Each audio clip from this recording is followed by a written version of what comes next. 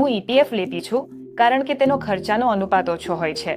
Mutual fund શરૂઆત કરનારાઓ માટે સરળ હોય છે, તો પછી હું રોકાણ કરું તો કયામાં કરું? હેલો દરેકને, મિથ્સ વર્સેસ ડેટા શ્રેણીના એપિસોડ 13 માં આપનું સ્વાગત છે.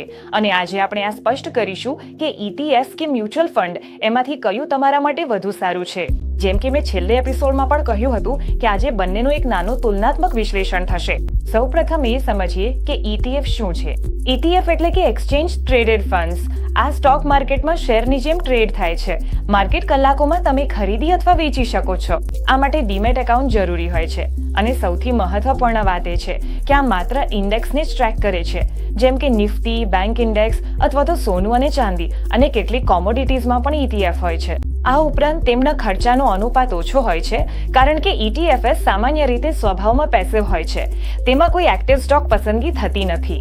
આ ઉપરાંત ETFમાં SIP શક્ય નથી, એટલે તમને પોતાનો જ શિસ્ત જાળવીને અહીં રોકાણ કરવું પડે છે. હવે આગળ આપણે જોઈએ કે મ્યુચ્યુઅલ ફંડ્સ શું હોય છે. તો મ્યુચ્યુઅલ ફંડ સામાન્ય રીતે એક્ટિવલી મેનેજ્ડ હોય છે. આમાં કેટલાક પેસિવ ફંડ્સ પણ હોય છે, પણ એ બહુ નાનો હિસ્સો છે. ફંડ મેનેજર એક્ટિવલી સ્ટોક પસંદ કરે છે જે અલ્ફા જનરેટ કરવામાં મદદ કરે છે.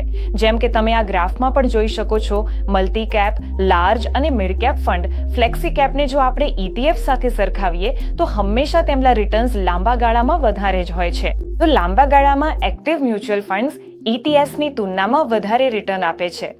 એટલે જ મ્યુચ્યુઅલ ફંડ્સમાં એક્સપેન્સ રેશિયો પણ થોડો વધારે હોય છે. SIPની સુવિધા સરળતાથી ઉપલબ્ધ છે, એટલે અહીં ડીમેટ એકાઉન્ટ જરૂરી નથી. અને કારણ કે SIP છે એટલે શિસ્ત અને એવરેજિંગ આપમેળે થઈ જાય છે. માર્કેટ લિંક્ડ હોવાથી અહીં ટાઈમિંગથી કોઈ રોકાણ થતું નથી. તો લાંબા ગાળામાં SIP દ્વારા કમ્પાઉન્ડિંગનો લાભ મ્યુચ્યુઅલ ફંડમાં મળે છે. તો ક્રક્સ શું છે? જો તમે પેસિવ ઇન્વેસ્ટિંગ કરવા માંગો છો, ઇન્ડેક્સને સીધા ટ્રેક કરવા માંગો છો, અને સ્ટોક્સ જેવી લિક્વિડિટી જાળવી રાખવી છે, અને શિસ્ત પોતે જ જાળવી શકો છો, તો ETFs તમારા માટે વધુ સારું છે. પણ જો એક્ટિવ ઇન્વેસ્ટિંગની વાત કરીએ અને તમે SIP દ્વારા ઓટોમેશન અને શિસ્ત જાળવી રાખવા માંગો છો, માર્કેટને ટાઈમ નથી કરવું, તો મ્યુચ્યુઅલ ફંડ્સ તમારા માટે લાંબા ગાળાના રોકાણ માટે વધુ સારા છે. તો અંતિમ ક્રક્સ એ છે કે ETF કે પછી મ્યુચ્યુઅલ ફંડ એમાંથી કયું શ્રેષ્ઠ છે એ સવાલ જ ખોટો છે. તમને પૂછવું જોઈએ કે કયા પ્રકારની ઇન્વેસ્ટિંગમાં જવું છે, પેસિવ કે પછી એક્ટિવમાં. આ હતો episode 13 of myths versus data series. અને આવા જ સરળ ડેટા આધારિત અને ઇન્સાઇટ્સ માટે અમને ફોલો કરો અને કોમેન્ટમાં મને જરૂરથી જણાવજો કે તમને આ સિરીઝ કેવી લાગી રહી છે.